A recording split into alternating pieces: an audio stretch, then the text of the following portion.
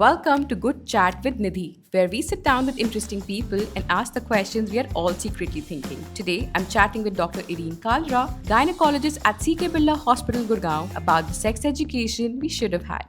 Since time immemorial, it's always been abstinence. There was a taboo around sex. Only condoms would prevent STD. Now, I want to talk about the emergency items that people pop in. Is there any side effects to it? Now they're making a male contraceptive. I don't know how receptive guys would be to taking it. Is it a pill? It will come in the form of a pill, yes. Can someone have an STI but not have any symptoms? I love what your profile says, the sex education you should have had. Do you feel that we have not been taught enough about our bodies, about sex, about contraceptions in our younger age? Yes definitely हम ऐसे country में हैं जहाँ पे abstinence को बहुत promote किया जाता है तो बहुत like ever since time immemorial it's always been abstinence there was a taboo around sex and I feel like ever since there has been westernization we have access social media है सब बच्चे देख रहे हैं their experiencing things that kids other in other countries and continents are experiencing and everyone's growing up much faster and I feel like that time is over now, abstinence wala. Everyone wants to explore, try new things, and it's important for their health and for their mental well-being that we teach them well, because there are certain stages that we all go through in life, and I feel like we've been fortunate that our family members, our parents have been in that generation that they spoke to us a little bit about it. But I remember being really uncomfortable when my mom spoke to me about it. I don't think I've ever discussed it outside of friends or Googling probably. Right, and because my mom comes from a profession like that, maybe that's why she sat me down and she talked to me a little bit. I was really uncomfortable. And I remember even in school when they did it, in 8th grade there was a thing where the girls were separate, boys were separate, and we had to like the discuss. biology chapter only in 10th. It was such an awkward. Yeah, it was like a rite of passage for everyone. Now we're studying that. So I feel like that should not be there. Everyone should be comfortable discussing it because it helps them in other ways as well, right? Because when they know what is right, and it's not wrong to be sexually active, I feel like it just you need to do it the right way and at the right age when you're informed enough. Safe. Right, to be safe. So it's important that we teach them about contraception, about sexual health. In fact, it reduces the chances of abuse also, because if you don't know what's good and bad for you, you will never be able to speak up for it. And a lot of these changes that come in life at this age, they come with a lot of emotional changes. There's a lot of peer pressure, there's anxiety. You see a lot of changes, and friend circles are changing, all of that, and it affects your mental well-being, which sometimes comes out in physical ways of exploring and trying new things, drugs and everything. So I feel like a sexual education, just a rite of passage through puberty that everyone goes through, that should be discussed. If not in schools, because I feel like that's a formal setting, but at least at home. It also builds your rapport with your parent, right? Because it's very important for us to be able to share everything with them. They're our first point of contact. And safe space, right? And there's so much information online also. Misleading also. हाँ, तो वो भी तो correct करना है कि भाई कौन सी इन्फॉर्मेशन सही है, कौन सी नहीं है. Yeah, so I think the more we talk about it, the more awareness we create, and the more taboos we also break. Yeah, exactly. And as opposed to what we think that people will be more open to exploring, I feel like if they know, they might not be also. They'll make their decisions, and it'll be an informed decision also. So here we are going to ask the question we should have been asking. Also, when you think of a gynecologist, people usually assume that it's someone older. So I'm like really excited to have this conversation because I feel that this is going to be a lot more relatable and current. So I want to start with something very basic. The first gynac visit, because I feel a lot of women in India go to a gynac for the first time only when they have a UTI, or they are planning pregnancy, or they're pregnant. So when do you think, from a preventive point of view, when should a young woman visit a gynac for the first time? There is no trend of preventative health checkup in our country. So only when something goes wrong. Only when something goes wrong, and I feel like women in general, girls, I feel like we have a lot more changes in our bodies than guys. So I think and we need to know a lot more about them as well.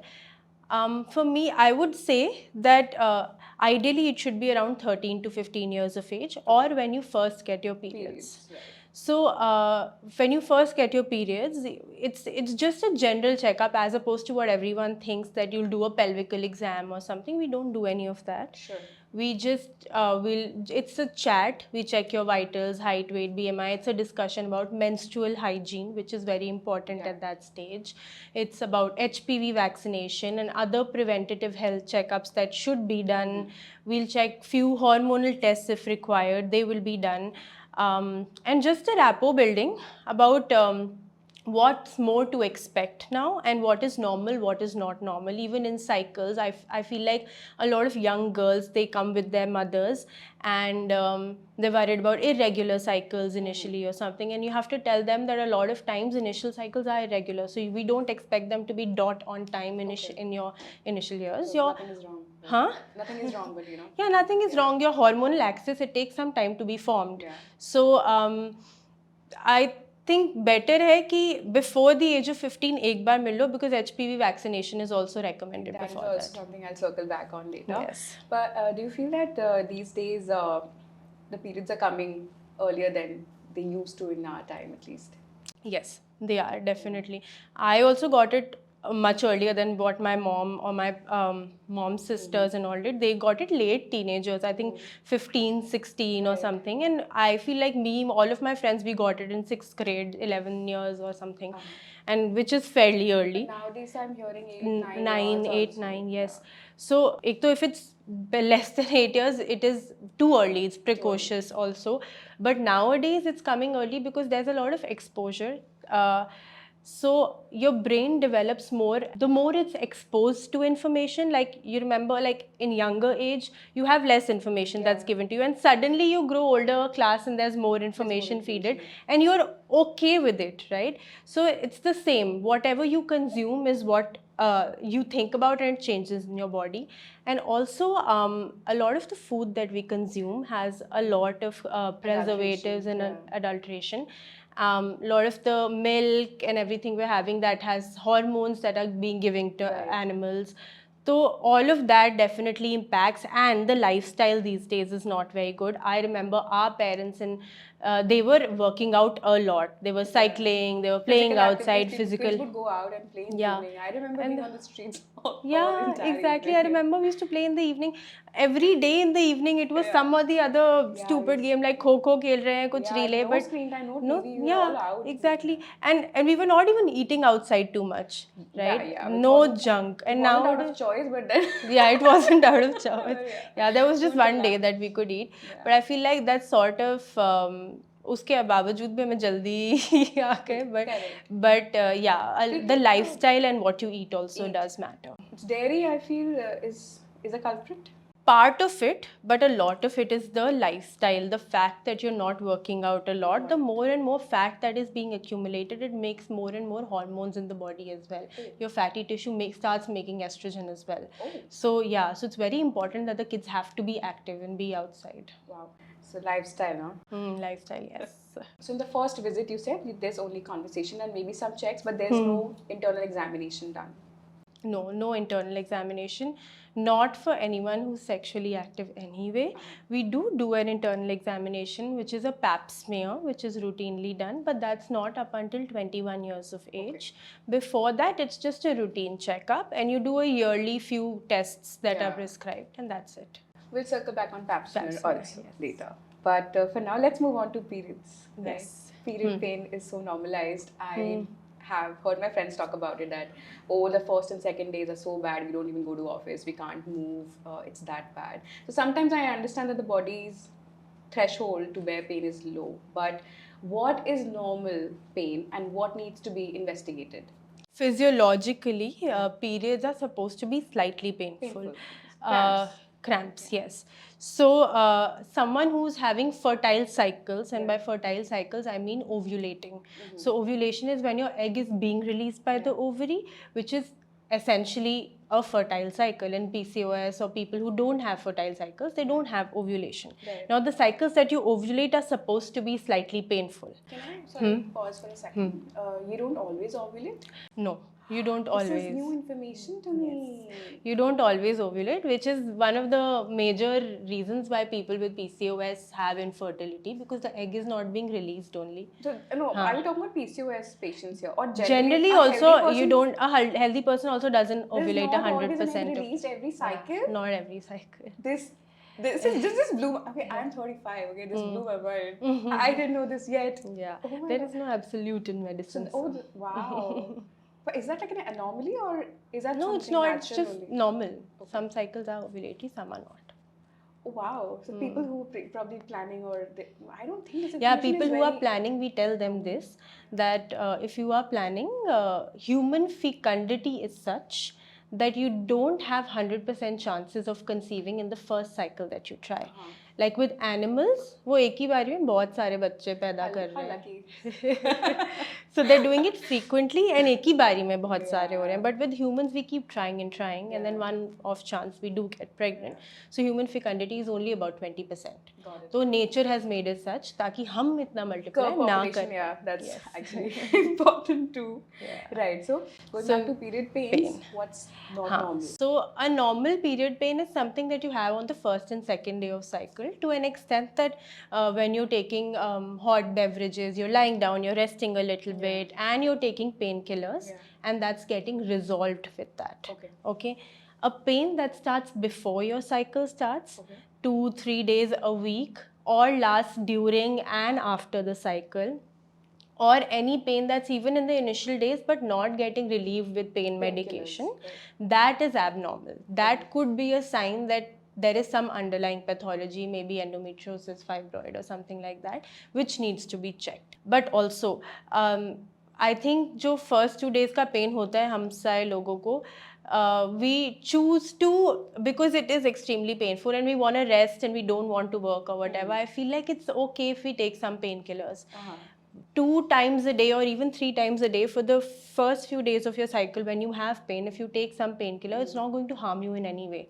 Even if you take it every month, it's not going to give you any harm. So why do we have to, I feel like, why do we have to suffer? There is some resistance to it because this is the myth I've heard, that it causes infertility in the longer run. So mothers advise kids to bear it, use a hot water bottle, but don't pop in the pill.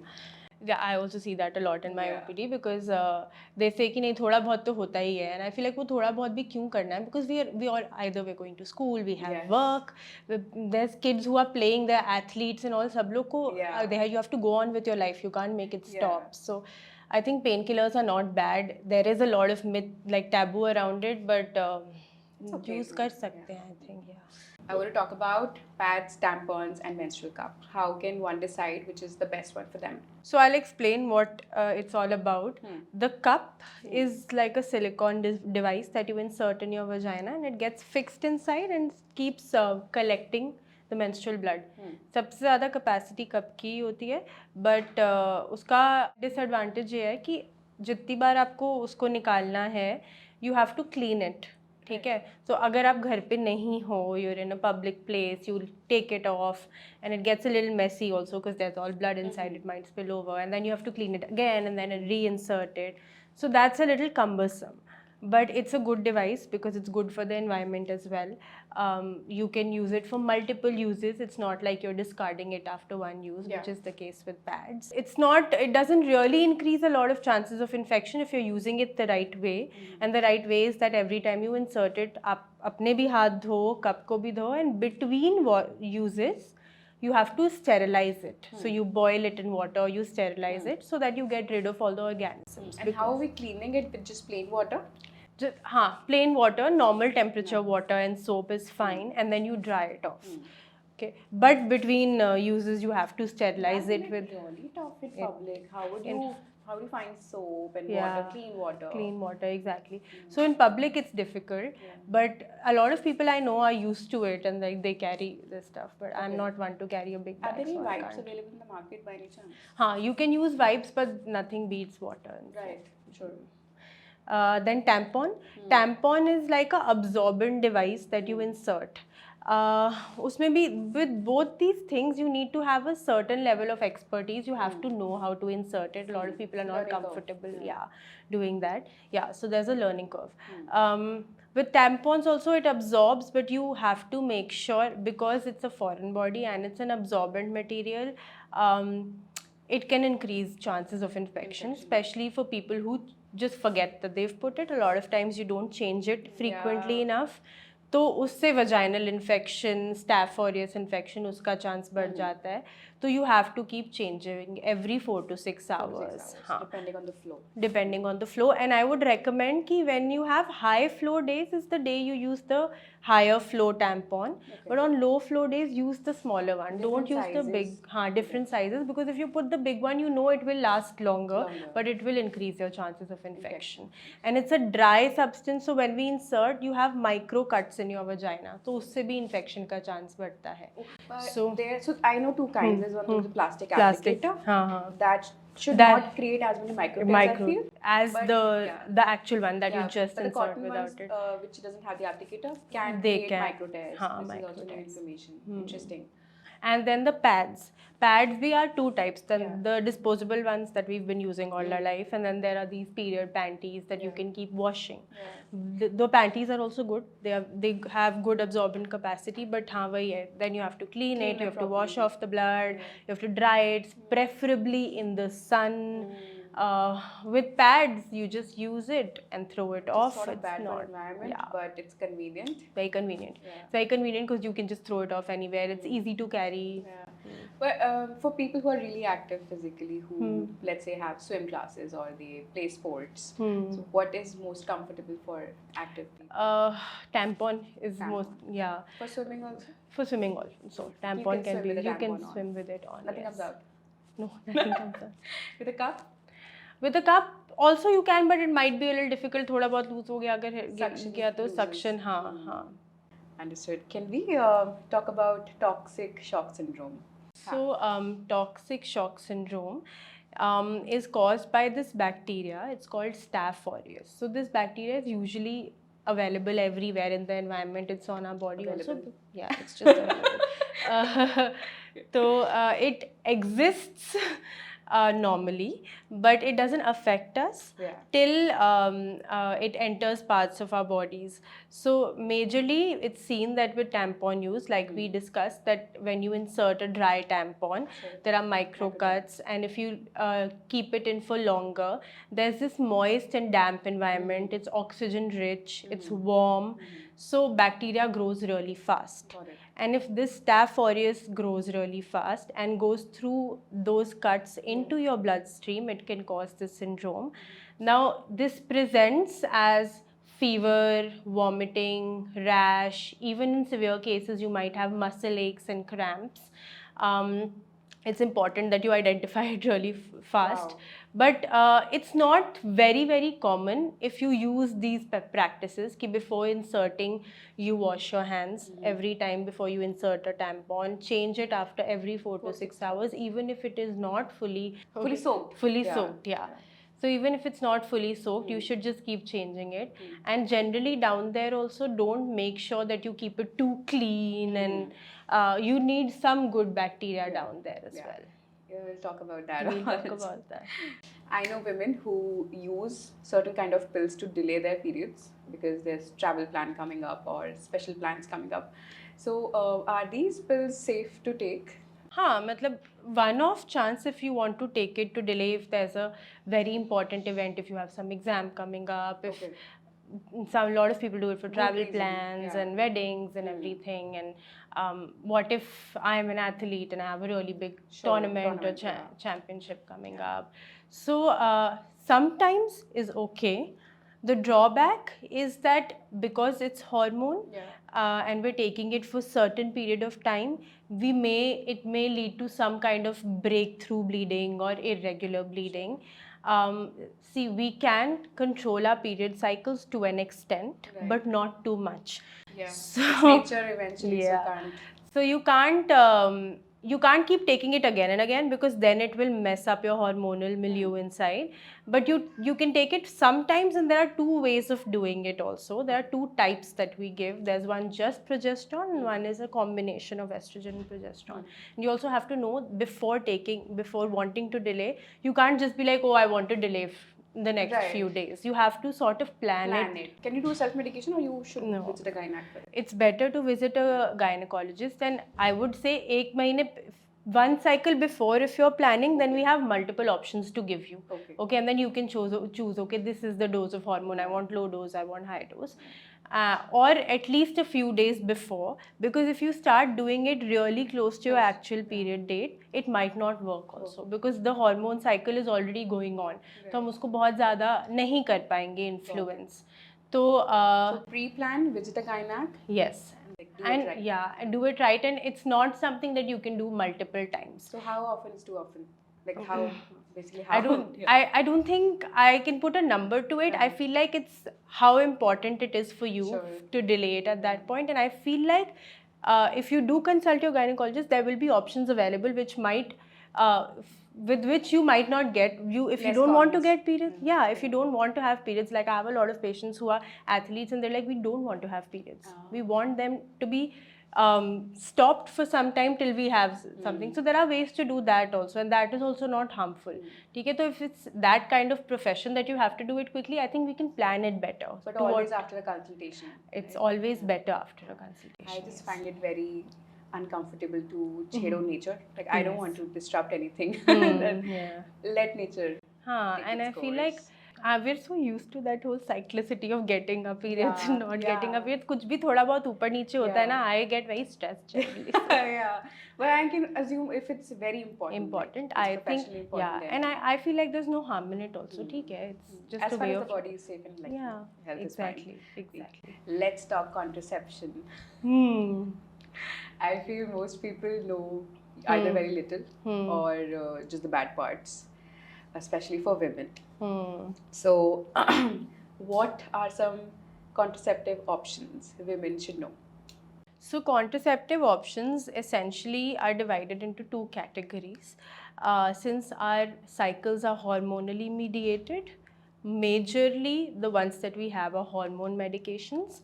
There are some non-hormonal options as well, which is condoms and a copper T, which is a copper intrauterine device. Physical barriers. Physical barrier is a condom. So condom is also two types. Right. That the condom for males and there's one for females as well. Yes.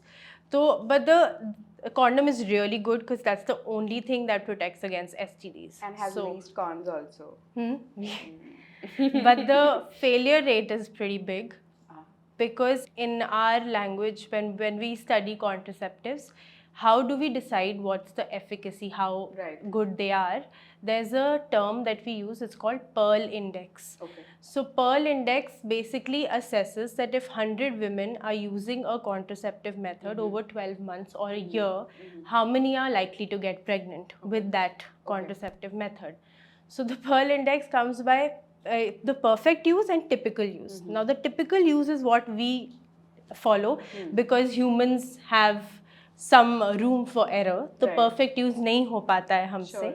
तो condom का failure rate is about 15 to 18%. What? So it's a big failure rate. But I think last we heard it was 97% success rate, so 3% chances only. It changed? When did it change?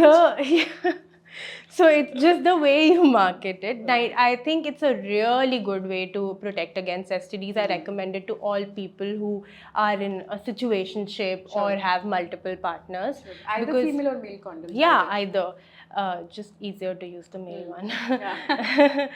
तो condom का सिर्फ ये drawback तो है ही कि failure rate ज़्यादा है. Copper T on the other hand, the other non hormonal option, it's an intrauterine device. So you essentially have to go to your gynecologist and then you have to get it inserted and slightly uncomfortable.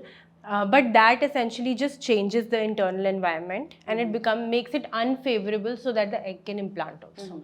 So that this is how it works. That's why no hormone is released. Syncope is for 5 years and 10 years. But that also comes with a drawback is that with that a lot of people have heavy bleeding or sometimes painful bleeding. It takes some time for it to get settled. And there's a lot of myths in our country related to any kind of intrauterine device as well. So that covers non-hormonal. The others are all hormonal.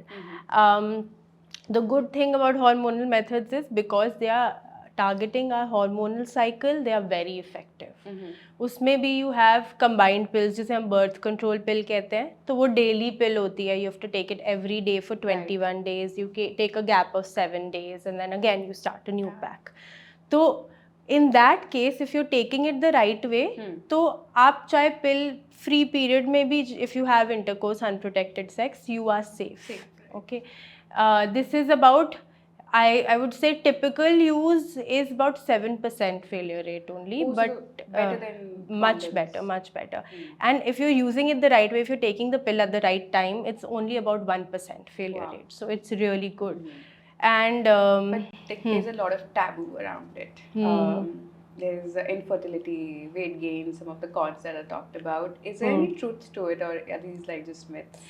Some of them, जैसे people say they have bloating, weight gain. Weight gain is usually because of water retention. Okay. Because if we are giving low dose estrogen and progesterone causes a lot of water retention. Okay. So a lot of people have that. They might have a little bit of nausea.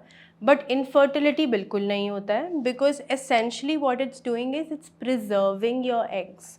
So every cycle when you ovulate, one egg is lost, right? But when you're taking the OC pill, the birth control pill, you're not ovulating. That's how it works. So if you're not ovulating, no egg is being formed. So how will you ever get pregnant? Okay. तो बच गए सारे eggs. Yes. So when you stop the pill, it's not like it will take you a long time to get your fertility back. You stop the pill, your internal hormones start acting, और फिर वो normal cycle. Yeah, you start ovulating and I don't, 1 महीने maximum 2-3 महीने से लगते होंगे कि आपको लगता होगा कि your fertility is not there. That also studies say.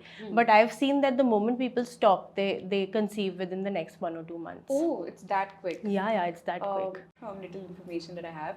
Just trying to understand if I'm taking something externally. So let's say I'm taking these hormones externally. Does that mean that my body will start producing it lesser? So it doesn't start producing it lesser. It's for that period of time because the external hormone is acting. Your body thinks that it doesn't need to produce as much. Yeah. And so basically, because we are supplementing, at that time the body is thinking, oh, I don't need to make so much of it. The moment you stop supplementing, वो अपना बनाने लग जाती है because that's how it's wired. It's not getting used to the fact. No. It's not getting used to it. उसको हमने अभी दबा कर रखा हुआ है कि okay, just stay calm. We are giving the hormones from outside. But it's not like, it's not like they have a memory of its, it has a memory of its own, So everything will resume once you just stop it. So there are no cons, right? Bloating anyway happens, I think, around the ovulation when the hormones are at peak. Yeah, exactly. So, and also, there's so many options available because birth control pills are very low dose of hormone. It's not a high dose. It's जो हम emergency contraceptive pill ले लेते हैं कुछ उसका बहुत high dose होता है. This is very low dose. तो ऐसा नहीं है कि बहुत ज़्यादा hormone is acting. It just takes some time for your body to get used to it. Understood. So if you try one, like if it's not suiting you, you can try another form. There are multiple types that are available. Yeah. Can we rank all these contraceptions in terms of their efficacy, and safety? Yeah. If we talk about the efficacy, then the hormonal methods are really good. Combined pill is very good. There's another intrauterine device, which is a progesterone, which is a hormone secreting device. Right. So that also has a similar efficacy. So there's the combined pill. Then there's another intrauterine device which is called progesterone containing device. Okay. So like a copper T, you insert it in your uterus. उसका benefit ये है कि वो इतना low dose hormone निकाल रहा है कि it's only acting in the uterus. It's not going into your body or anything, and it's effective for 5 years. Wow. So you insert it and you forget about it for 5 years. There's really less period pain. There's really less bleeding. It becomes spotting every month. So unlike copper T, It's has less yeah, it bleeding. has less bleeding, less pain, so it's really good, and efficacy is similar to copper T, which is about Sure. 0.1 to 1%. What is it called? It's called a LNG IUD, progesterone containing intrauterine device. So that is something I think people who want to space out their pregnancies. A lot of athletes and all also use it because they, like I said, that a lot of times They don't want heavy they bleeding. don't want heavy bleeding. A lot of times the bleeding stops only, so they're like, okay, ठीक है, contraceptive benefit भी मिल रहा है, periods भी नहीं आ रहे हैं. Is it painful to put it in? It's little bit of discomfort because you have to go through an internal examination. So it's a T-shaped device, and we insert it in the uterus. So we need to measure the length of your uterus and all of that. So we use few One instruments. time of pain, but then 5 years of bliss. Yeah, but it's not too painful also. It's like a little bit of discomfort. Just if someone's gone through a pap smear, they think that it'll be really painful, but it's just a 5-second thing. And so this is a over before you know it. yeah, it's over before you know it. Then there are injectables. Okay. So injections are also hormonal injections that you take every 2 to 3 months. They're also very effective, but with that sometimes you have irregular bleeding. So a lot of people who are working, they don't want suddenly by surprise, oh, now you started bleeding. So that's the drawback. And then there's a vaginal ring, there's patches, implants. All of these are hormonal methods as well. The ring is also effective for 21 days. The patches, for how long you put them. So all of them come in different doses, different combinations, but they're all essentially, because they're hormonal methods, I would say they are more efficacious, but none of them prevent STDs. Only condoms would prevent STDs. So a two-pronged approach.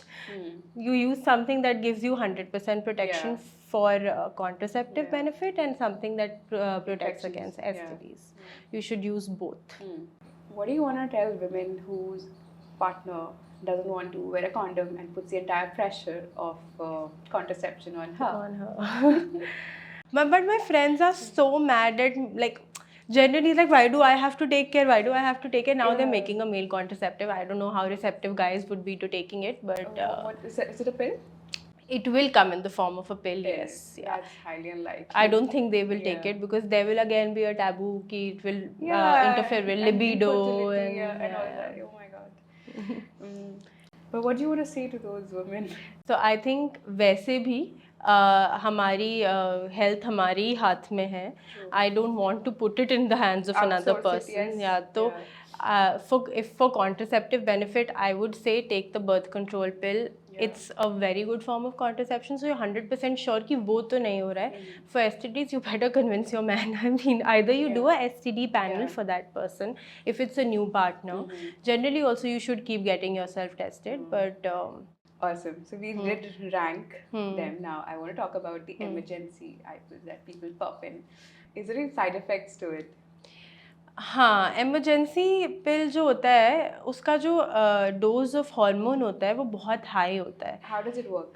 तो it prevents ovulation basically.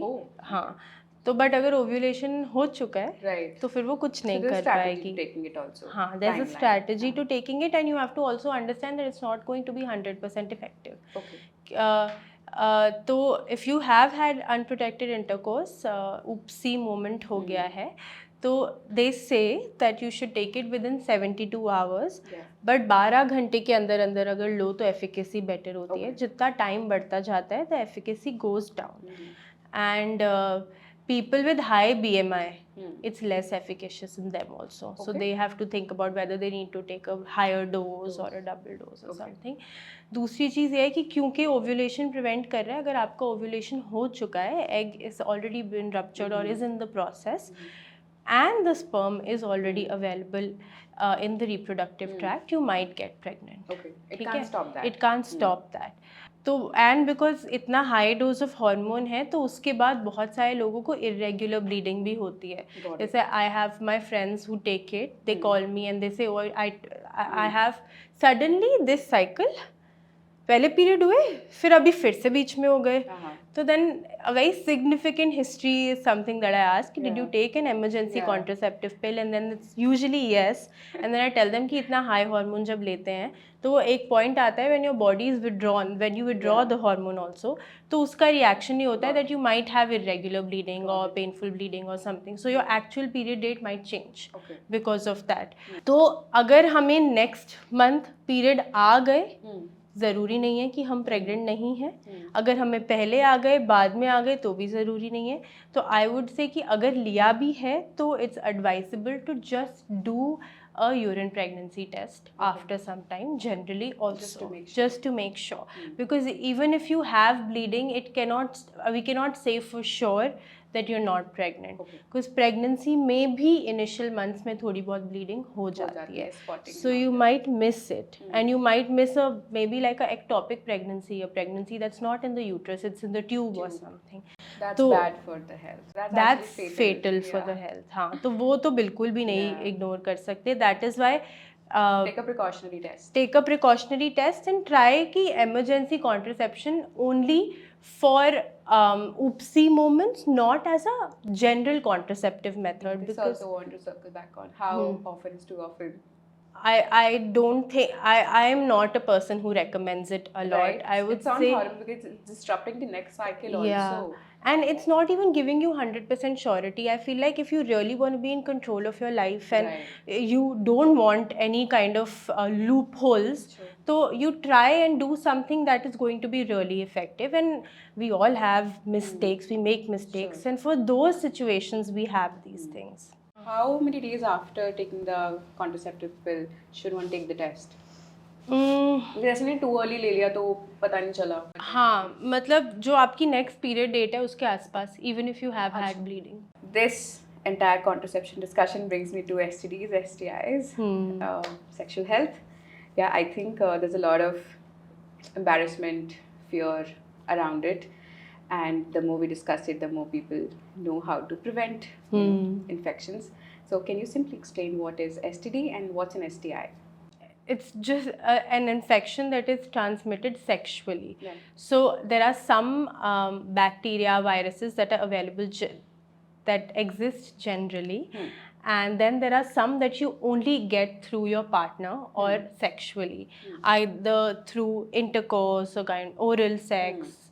So those are essentially STDs. So, okay, as you said, STDs can happen without the penetrative sex as well. So orally, skin contact? Skin contact, mouth abrasions, tiny cuts when you're doing oral sex, and then that creates a pathway for the virus and the bacteria to go through. Can someone have an STI but not have any symptoms? So STIs, most infections, they have a window period or an incubation period. So once the bacteria or the virus enters your body, it takes a certain time for it to start multiplying or for the body to detect it. Now when the body detects it, it makes certain antibodies against it, and when the virus is multiplying, it gives out certain markers, certain things that we measure. So essentially in our tests that we do, we measure those. Now if you've had an exposure fairly recently, it might not have reached to that stage that it has multiplied. So you might have a false positive reaction, and you also don't have any symptom of it, right? So it will take some time for it to start showing symptoms.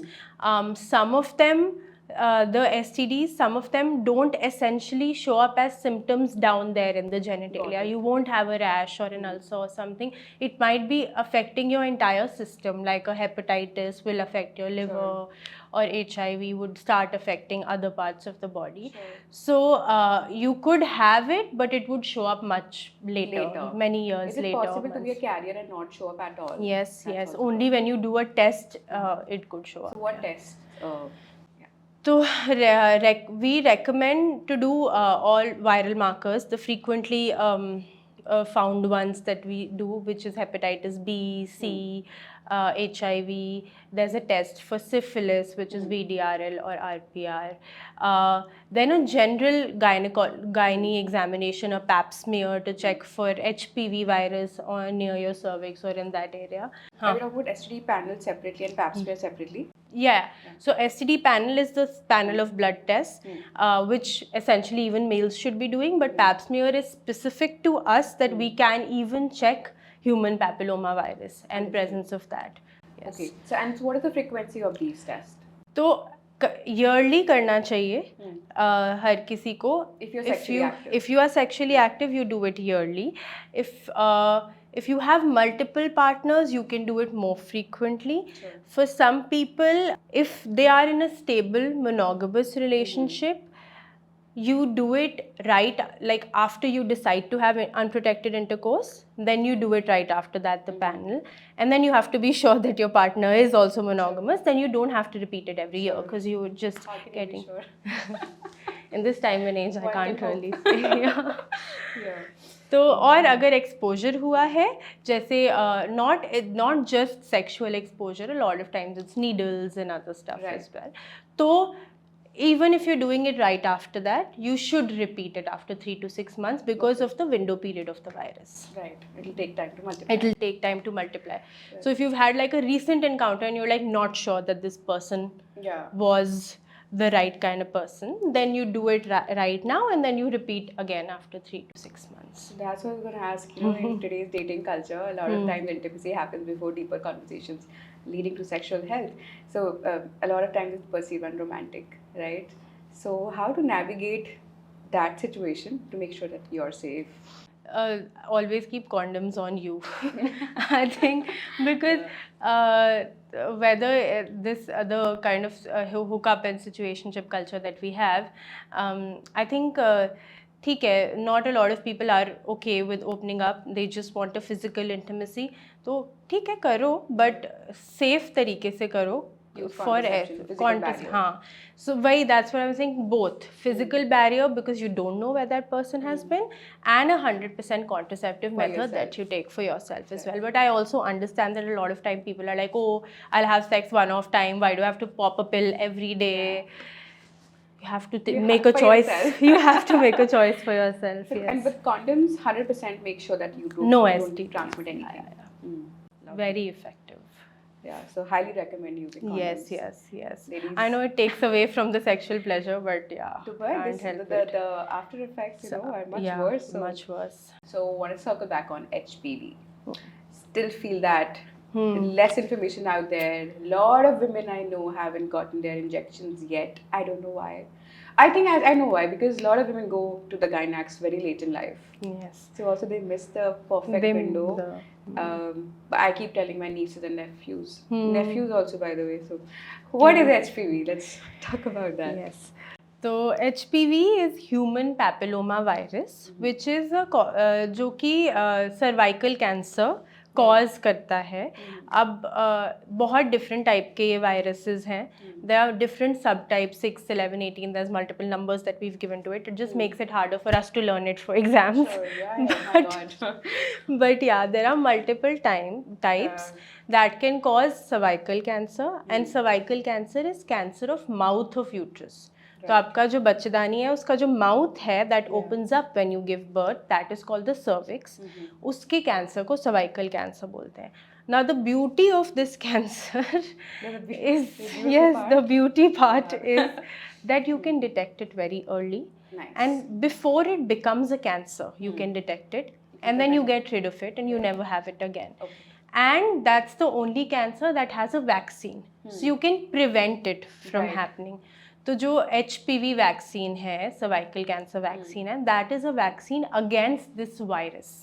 Because this virus, once it comes, it starts bringing about some changes in your cells and then makes it into cancer cells.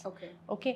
तो जो vaccine है, it's recommended that you get it before the onset of sexual activity, because the virus is also sexually transmitted. So teenage? So teenage.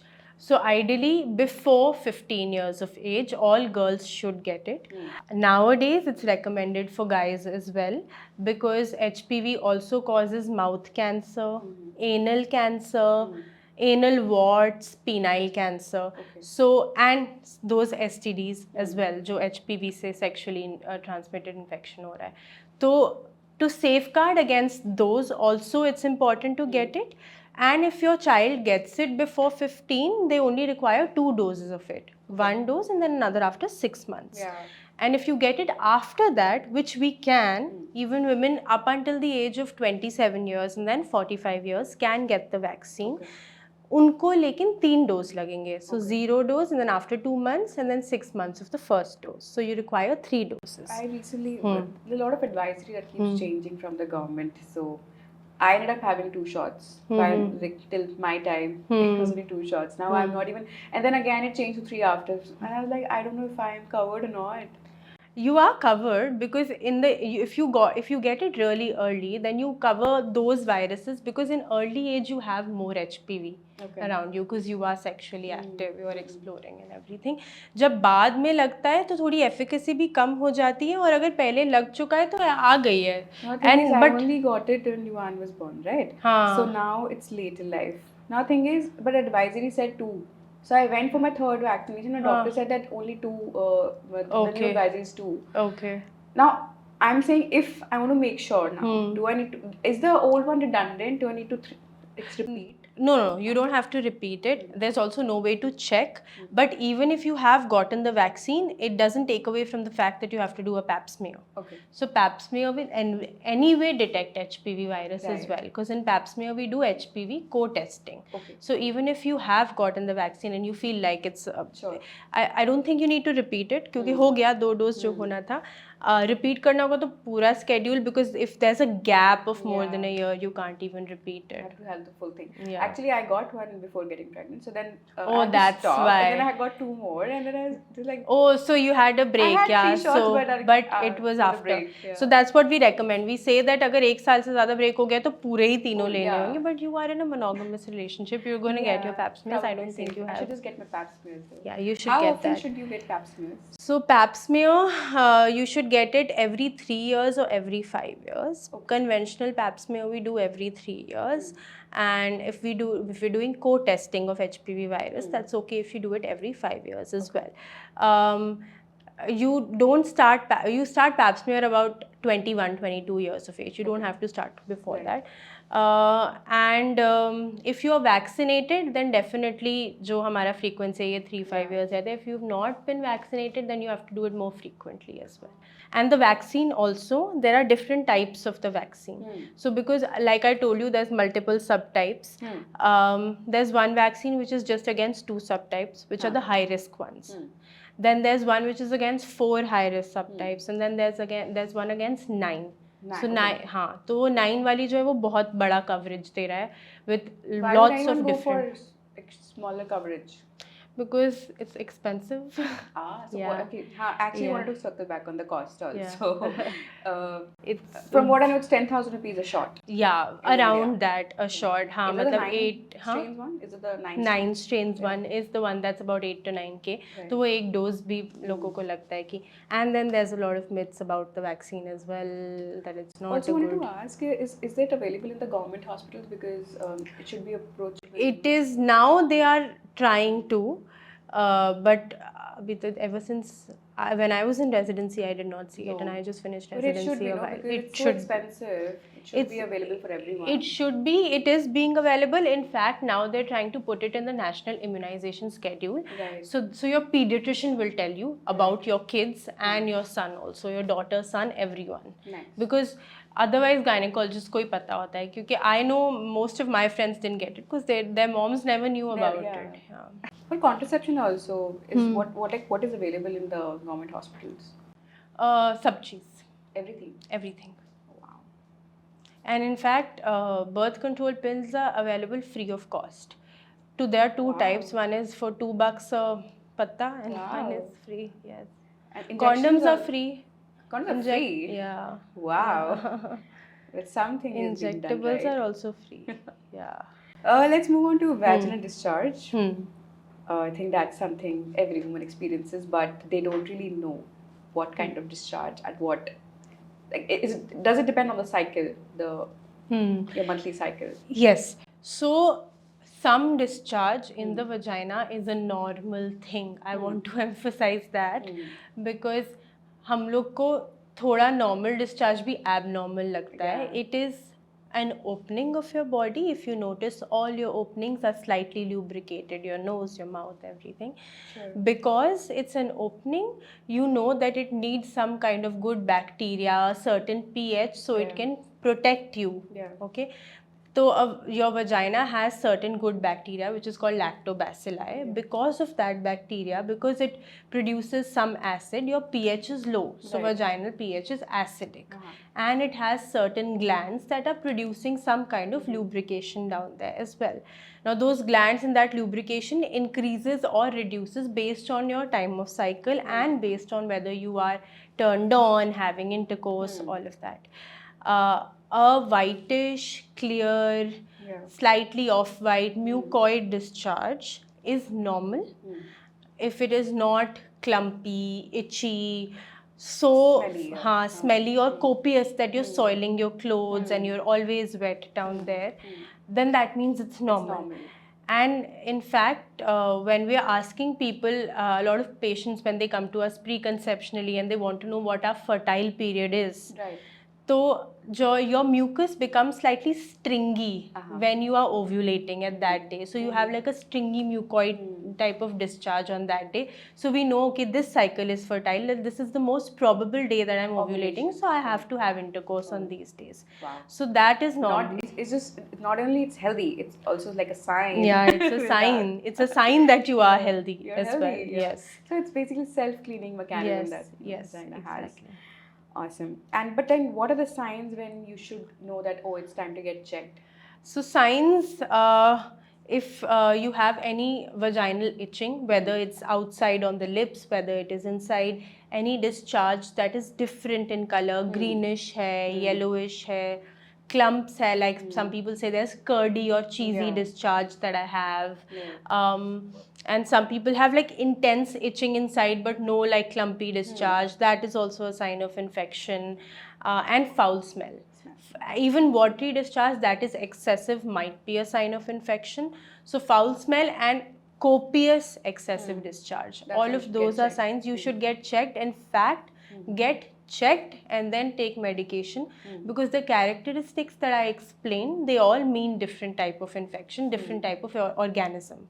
So you can't just be taking one of ek dawai le liya or that will cover everything. It won't. From limited information that I have, there is fungal infections, there's yeast infections, there's BV, and there's UTI. So you can't tell yourself. You can't tell. Have to go and You get have checked. to get which it one is checked. it, and everyone will have, like, everything will have a separate medication. Separate for medication, yes. And separate duration of medication. So for a yeast infection or a fungal infection, you need a very long course of medicine. For a bacterial or trichomonal BV and all of that, you need a shorter course of medicine. So go see a doctor. Go see a doctor. I don't know why there's so much resistance in going to a doctor. People are scared to go to a gynec clinic. I was too at a point. I think it's the fear of judgment, and you don't know what's going to happen there if you'll be checked, and it's just a sense of discomfort. How can you change that for us?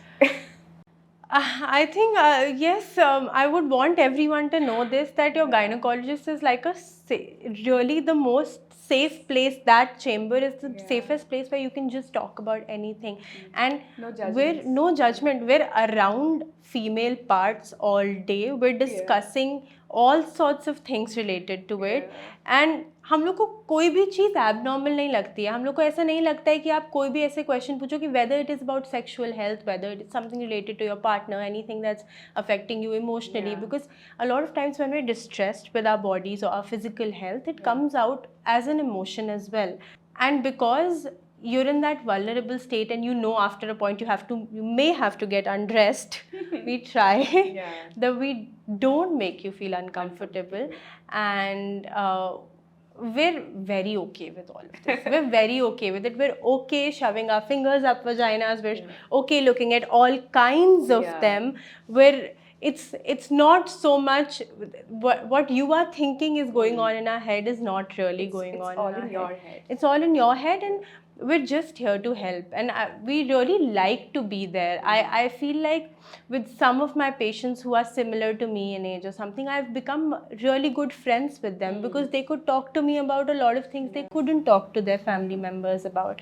And I really hope you have more doctors like you. Because I haven't been judged. Or you know, just the generation thing also sometimes. We need more young doctors. Yeah, we need more young doctors. So we talk about UTI and recurrent UTIs. And why do women have it more common than men? Right. So women have it more common because if you look at the length of our urethra, which is from the bladder to when you pass urine, there's a tubular structure. Yeah. Now in females, it's only about 3 to 4 centimeters. So that's not a lot of distance for bacteria to travel up.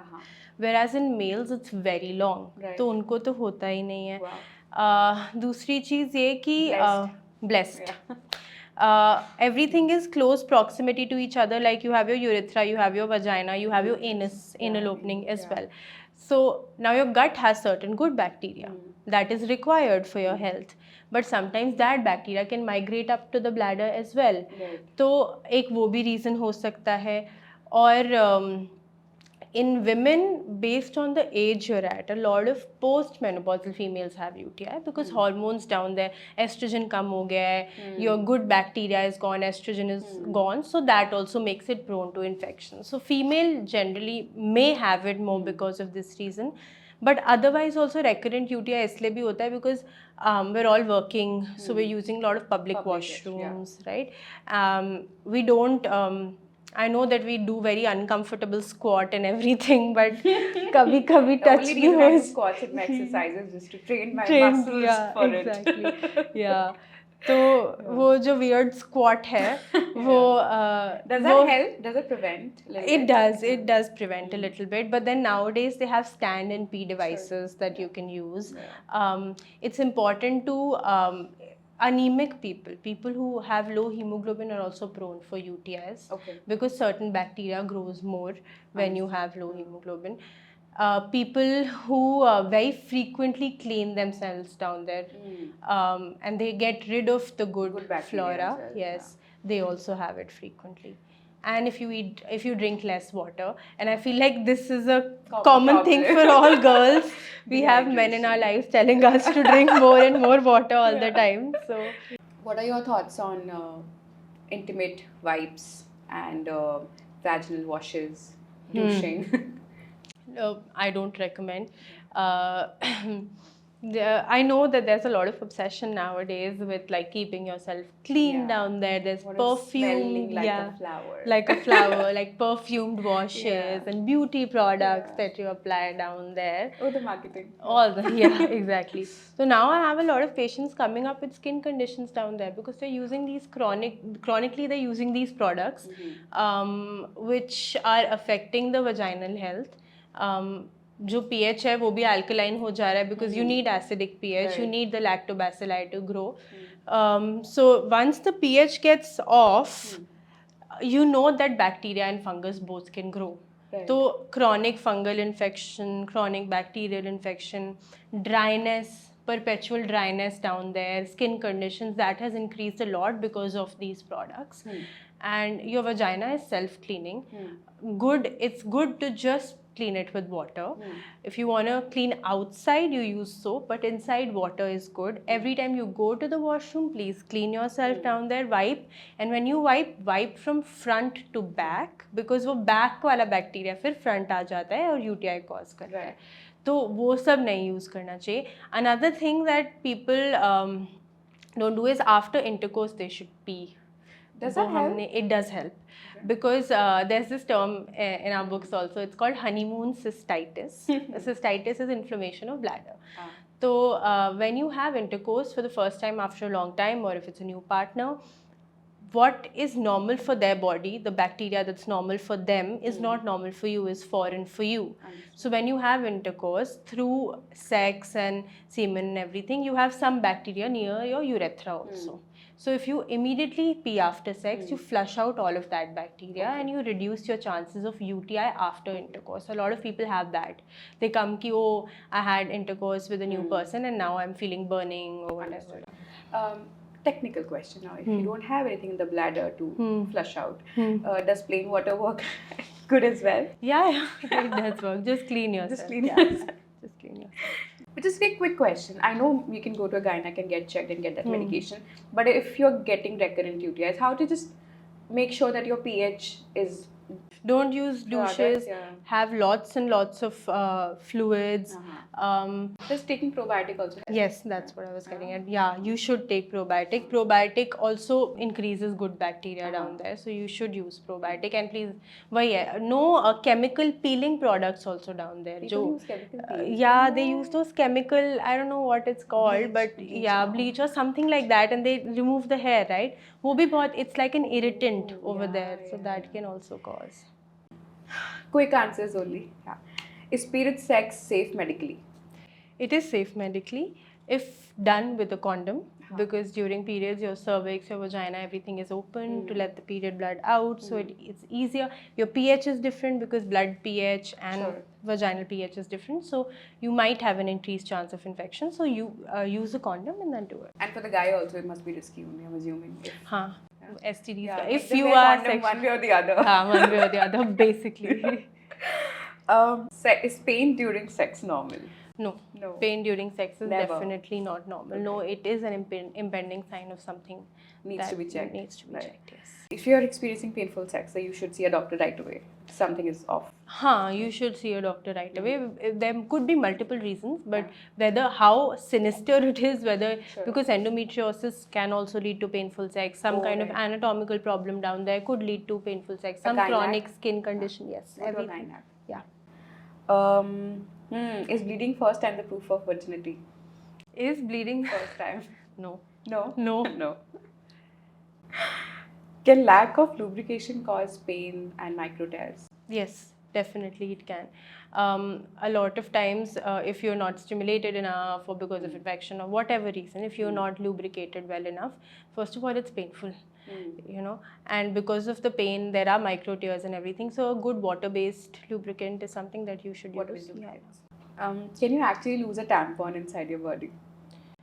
No, there's a lot of fear. कुछ है नहीं अंदर कहीं जाने के लिए. Not much space to lose. Yeah, I don't know, but I have heard these weird accounts of I don't know what they're doing with their body that they're thinking that.